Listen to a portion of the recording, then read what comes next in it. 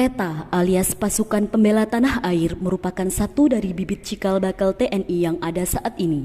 Pasukan ini dibentuk Jepang saat menduduki Indonesia dengan tujuan sebagai kekuatan cadangan seadanya sekutu masuk ke Indonesia di masa Perang Dunia II Front Pasifik.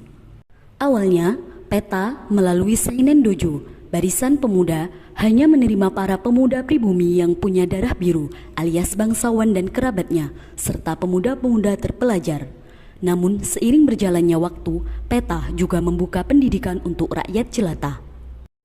Dari awal pembentukannya hingga pembubarannya kala Jepang kalah dari sekutu di Front Pasifik, catatan tentang PETA banyak melahirkan tokoh-tokoh militer Indonesia yang kemudian jadi figur penting dalam perlawanan terhadap Belanda yang comeback ke Indonesia.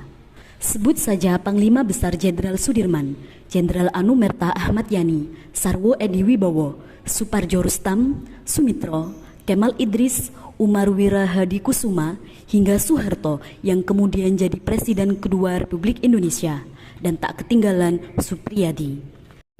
Nama terakhir inilah yang menorehkan tinta sejarah yang paling diingat tentang PETA. Apalagi kalau bukan peristiwa pemberontakan PETA Blitar pada 14 Februari 1945.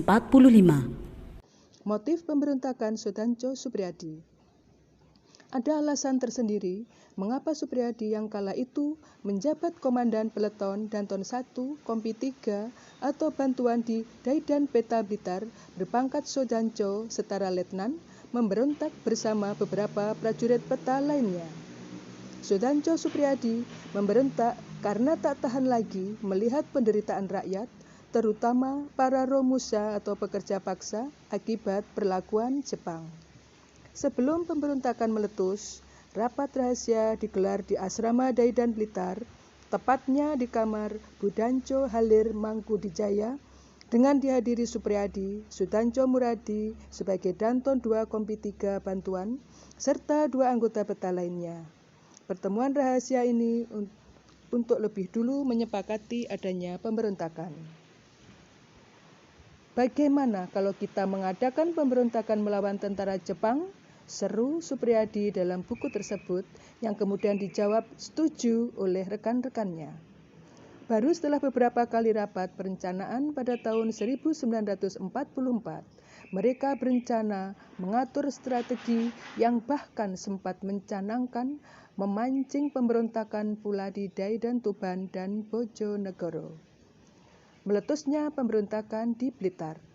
Februari 1945, peluru-peluru dan sejumlah granat sudah dibagikan. Susunan kelompok juga sudah dibentuk dengan dipimpin sendiri oleh Suprijadi dengan komandan pertempurannya Muradi. Rencananya, jika pemberontakan berhasil di Blitar, mereka akan segera bergerak ke Madiun, Tuban, dan Bojonegoro. Kepada Bupati dan Kepala Kepolisian Blitar, Suprijadi lebih dulu melakukan kontak dengan menyatakan sejumlah anggota PETA akan latihan besar-besaran dengan peluru tajam. Tujuannya agar rakyat sekitar tidak panik. Tepat pukul 3.30, Suprijadi meneriakkan Hajime, yang berarti mulai, yang jadi penanda anak-anak buahnya bergerak ke kantor Kompeitai Polisi Khusus Jepang Blitar dan menyerang dari 3 jurusan. Serdadu Jepang dan Kompeitai sempat terkejut meski sayangnya pemberontakan itu bisa dipadamkan.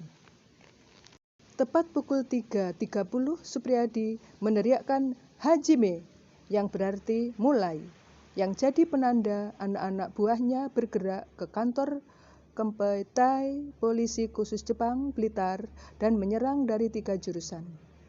Serdadu Jepang dan Kompeitai sampai terkejut meski sayangnya pemberontakan itu bisa dipadamkan.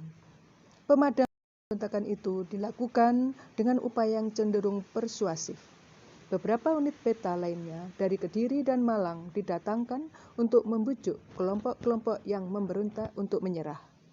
Seperti pada 21 Februari 1945 petang, Muradi dan kelompoknya terpaksa berunding dengan Kolonel Kartagiri di daerah Ngancar.